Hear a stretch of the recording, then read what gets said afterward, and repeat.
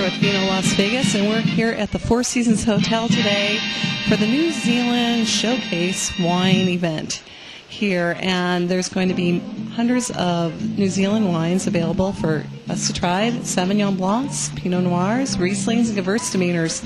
And this is a great opportunity for people in the trade to be able to come in and try these different wines from New Zealand. And there's such a diversity, too, because the climate in New Zealand is so vast and different throughout that country. So, and it does affect the terroir, does affect the wine, and you'll find that some are very florally, some are more minerally, some more have the grassiness. It's classic to Sauvignon Blanc. So we're just getting started, and we're going to have a great time. It's a beautiful day here in Las Vegas, and a perfect day to enjoy some New Zealand wines.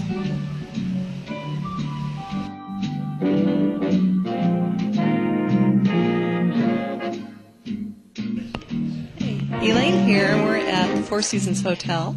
I'm here with David Strada, and you're with New Zealand Wine Brokers, is that correct? New Zealand Wine Brokers, it's the organization Okay. of all wineries from New Zealand. In total, I think the current count was 621. Oh my goodness, well we have quite a representation here today. Not all of those here today. We have about 100 wines from many of the various regions of New Zealand. And it's a good way to really get to know New Zealand, all its diversity, all the varietals, and showcase some of the things we do best. People know us for the Sauvignon Blanc, but I think you tried the Rieslings. We've got 10 Rieslings in a seminar, as well as 10 Pinot Noir. Yes, there is a selection of Rieslings and Pinot Noirs here, and this is a good opportunity for people to come in and be able to taste so many different Sauvignon Blancs and Rieslings and Pinot Noirs. So. And the good thing about the Sauvignon Blanc is we've got them side by side, so you can definitely see that there is that New Zealand style, but every bottling, every producer has its own approach, and they're all a little bit different.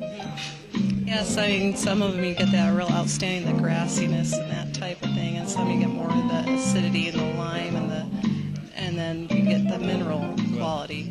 What you get most often from New Zealand, and certainly from Marlborough, the biggest region, is that floral aspect. So yes. I like to think that they just leap out of the glass at you. Mm-hmm. If you put your nose over the glass, you know what you're going to taste. Right. And then it delivers with the fruit, and yet always has that crisp, clean finish, which is satisfying, and it's mouth-watering, and it makes it so great with food. I know, I always think about oysters. Oyster, well, thank you for saying that. New Zealand Sauvignon Blanc and oysters is a perfect combination. We had some goat's milk cheese and Chev over here too. Sauvignon Blanc with Chev is great. Well, thank you for showcasing some of these wines today and being here at the Four Seasons Hotel. It was our pleasure. Thank you so much, David. Elaine here with Natalie Buster, who's the owner of Vino 100, and you happen to be here at the New Zealand tasting. So tell me, did you have any favorites? No, mighty fine seeing you here too, Elaine. I'll tell you, we really did have some favorites.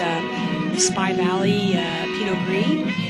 We're actually here doing an interview of all these wines for our New Zealand promotion that's happening April, actually this week and all through May 31st.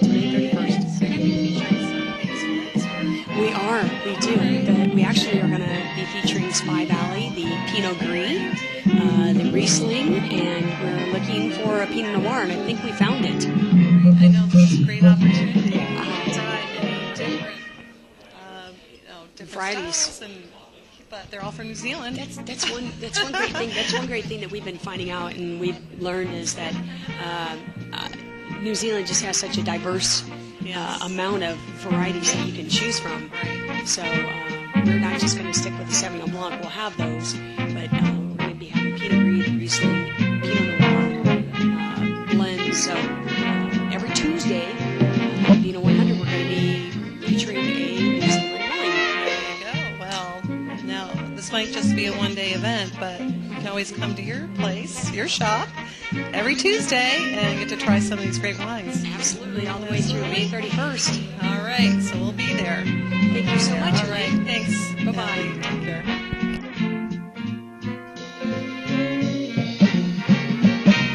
Scott here from Vino New Zealand wine tasting, and today I'm here with Mayanna.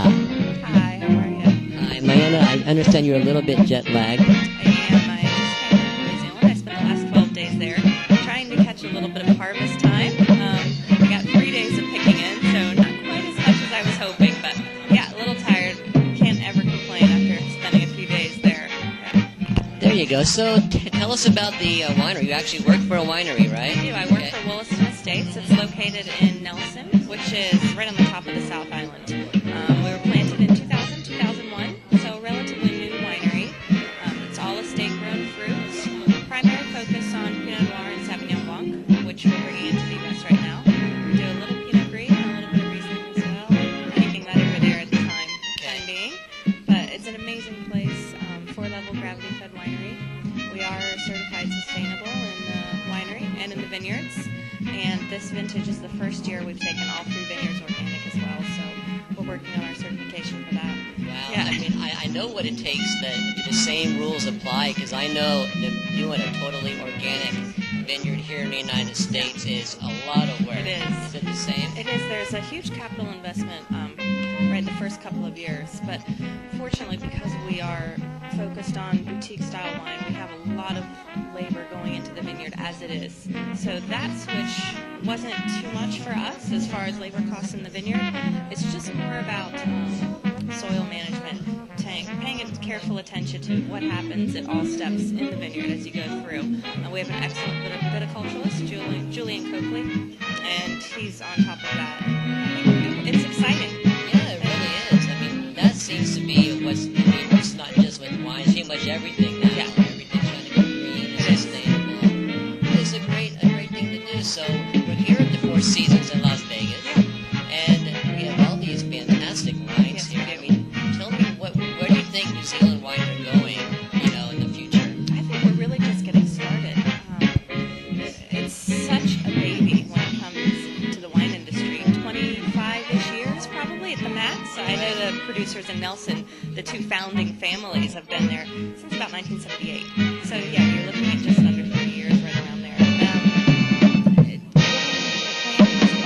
Getting a little bit of time and experience, I think we are just beginning to see what New Zealand has to offer and the range of wines and the styles that are going to come out of there. That was going to be one of the next questions I was going to ask you, and we went to a New Zealand tasting a couple of years ago, and they were explaining all the different climates that New Zealand has. Can you talk about that? I mean, the extremes that They are. For a country that's basically the size of Colorado from top to bottom, you get such variation. I can speak specifically to Nelson, which is very similar to Marlborough. We're sheltered a little by the bay, but you've got weather patterns that can move in quite rapidly because it is a maritime climate.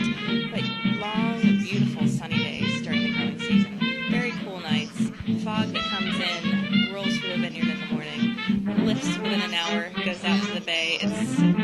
It's breathtaking, and there's just so much variation. You go down to Otago, where you've got a growing season that's a little bit shorter, but it can even get hotter down there. It's very intense. So Yeah, that's what it seems like. Everything. I mean, one of these days I'm going to make it down there. No, I want to. I've been to Australia. I'm Not warning far you, away. it'll ruin you. Really? I went over, first trip was in 2004, and then I went back and spent a year at the vineyard, and it's a miracle I returned. If I had known then, I'd probably be over there just picking grapes and happy as a clam. So. That sounds like fun. Hopefully, you're probably right. If I ever go over there, I'll probably never see me again. I would have like Vino New Zealand or something like that instead of Vino Las Vegas. But Not such a bad goal to have. no. Thank you for taking a few minutes, and we're going to enjoy some of these wines here today. And hope you recover from your jet lag. No worries. But thank you. Thank you. Scott here from Vino Las Vegas, and we've just attended this magnificent event of all New Zealand wines. We spoke to a representative from Nelson in New Zealand. Also spoke to the gentleman who put this whole event on, but you couldn't ask for a better venue than right here at the Four Seasons in Las Vegas. And so there's palm trees, there's the pool, and if you look behind me here, we have all these fantastic wines.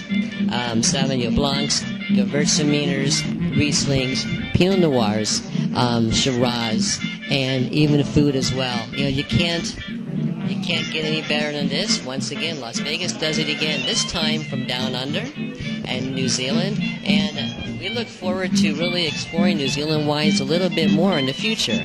But until then, until next time, this is Scott from Vino Las Vegas.